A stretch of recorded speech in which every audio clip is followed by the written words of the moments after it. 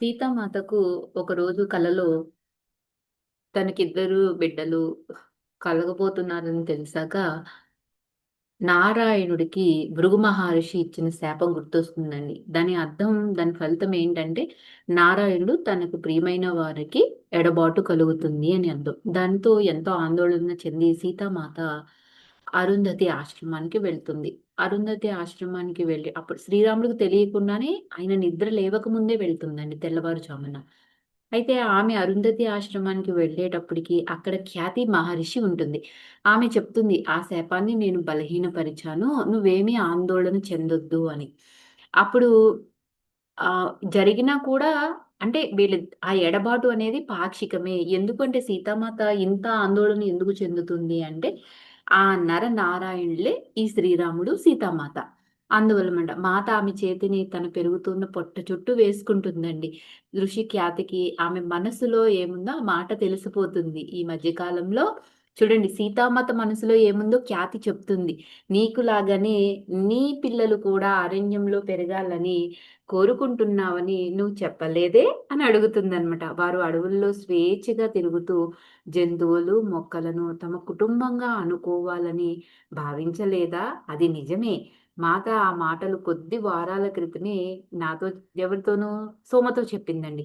అయితే ఈ స్త్రీకి అది ఎలా తెలిసిందా అని సోమ ఆశ్చర్యపోయింది.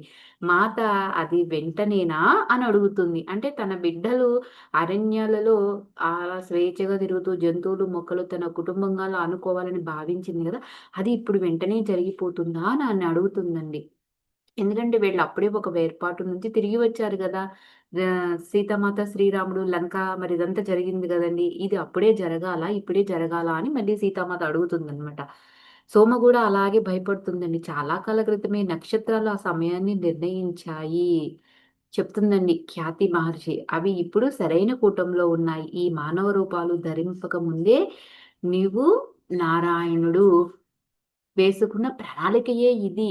ఋషి అరుంధతి బదులిచ్చిందండి. అంటే అది ఎప్పుడో అదేంటి నారాయణుడు ఇద్దరూ కూడా ప్రణాళిక వేసేసుకున్నారు గదా! ఆ తరువాత సీతామాత సోమతో చెప్తుంది. ఈ స్త్రీలిద్దరూ మానవ జాతి కోసం ఎంతో త్యాగం చేశారో, ఆ క్షణంలో తాను గుర్తించాను అని చెప్పిందండి. ఎవరి కోసం? వీళ్ళు అక్కడున్నప్పుడండి. లంకలో ఉన్నప్పుడు. ఋషి అరుంధతి విశ్వామిత్ర మహర్షి విముక్తి కోసం తన కుమారుడినే త్యాగం చేసిందండి. ఆయన విముక్తి వలన మానవాళికి ప్రయోజనం చేకూరింది. ఋషి ఖ్యాతి ఏమో దేవలోకాల్లో స్థిరత్వం తేవడం కోసం దేవతలకు, రాక్షసులకు మధ్య జరిగిన యుద్ధంలో అనేక మంది పిల్లలను పోగొట్టుకుంది. ఆ తరువాత అదే భౌతిక లోకంలో సుస్థిరతకు దారితీసింది. వారి ముఖాల్లోని ప్రేమ, కరుణను చూసి తరువాత తన కోసం ఇంక సీతామాత ఏమీ అడగలేకపోయిందండి వాళ్ళిద్దరిని చూసాక. తాను ఆ విధంగా త్యాగం చేయలేదా? ఇది కేవలం శాపం యొక్క ఫలితం కాదు. అది మానవాళికి సేవ చేయటం కోసం కూడా అని చెప్తున్నారు. చూడండి ఇక్కడ ఆ ఋషులిద్దరూ, ఆ ఋషి పత్నులిద్దరూ కూడా హ్మ్. తన కుమారుల్ని ఇద్దరూ త్యాగం చేశారు కదా! మరి అలాంటప్పుడు సీతామాత మానవాళి సేవ చేయటం మన కోసమండి నేను ఈ త్యాగం చేయలేనా అని అనుకుందంటండి. ఋషిఖ్యాతి నీ పిల్లల విద్యాభ్యాసాన్ని నీ చేతుల్లోకి తీసుకోవాలి. దానివల్ల నువ్వు వారిలో పెంపొందించే విలువలు భవిష్యత్తుకు పునాదిగా మారతాయి. ఈ వినాశకర యుద్ధ ఫలితంగానంటండి ఎంతో అస్థిరంగా ఉన్న భూమిలో మార్పులు తెచ్చి స్థిరపడడంలో సీతామాత సహాయం చేయాలి. నువ్వు అరణ్య జీవితానికి తోడ్పడాలి. దాని వలన మానవ సమాజం విస్తరించే కొద్దీ అది వినాశానికి గురి అవ్వకుండా ఉంటుంది. సీతామాత మందిరానికే కట్టుబడి ఉంటే వీటిలో ఏమీ చెయ్యలేదు. నువ్వు చేయటానికి వచ్చిన పనులు చెయ్యాలంటే నువ్వు స్వేచ్ఛగా ఉండాలి అని చెప్తున్నారు. ఈ శాపాల శక్తిని అంతం చేయటానికే ఆ ప్రతిజ్ఞ. దీనిని సాధించటానికి ఆ పరిణామాలు నువ్వు అనుభవించాలి అని ఆ ఋషిపత్నులు చెప్తున్నారండి.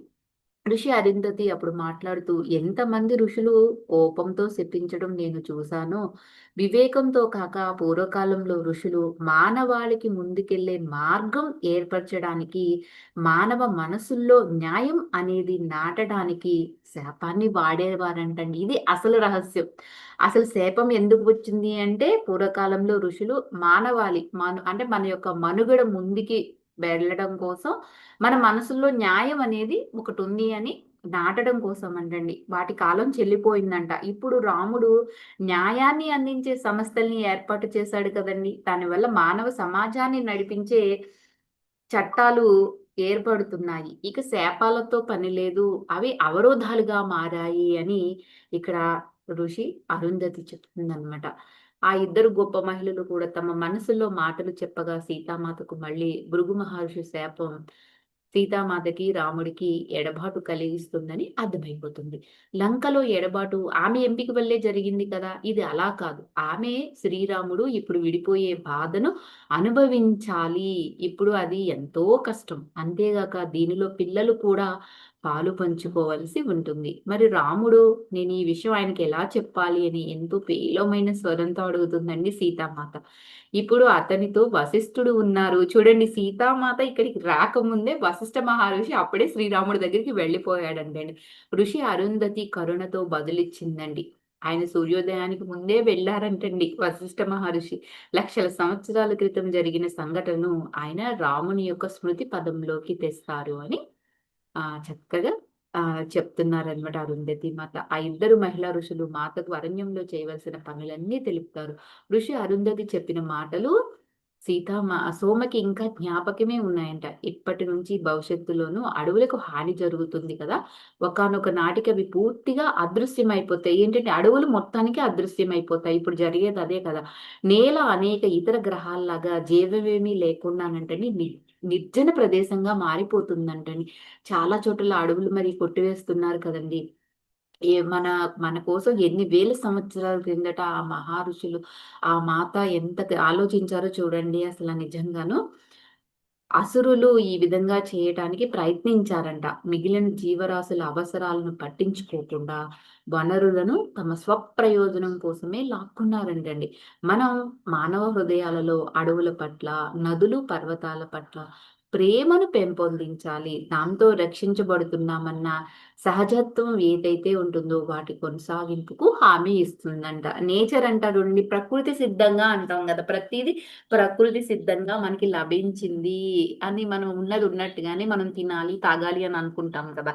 ఇదే అన్నమాట. చూడండి అడవులు, నదులు, పర్వతాలు ఇవి ఉండబట్టే ఈ భారతదేశానికి 3 వైపులా చక్కగా ఎటువంటి పరాయి వాళ్ళు మన దేశం మీదకి దండెత్తరాకుండా హిమాలయ పర్వతాలే గదా! ఒక పక్కన నదులే గదా! ఇంకొక పక్కన అడవులే కదండీ! మనల్ని ఇంతలాగా కాపలా కాస్తున్నాయంటే ఏ రోజున ఒక్కసారైనా మనస్ఫూర్తిగా వీటికి థాంక్ యూ చెప్పామా? ఈరోజు చెప్పుకుందామండి హిమాలయ పర్వతాలకి.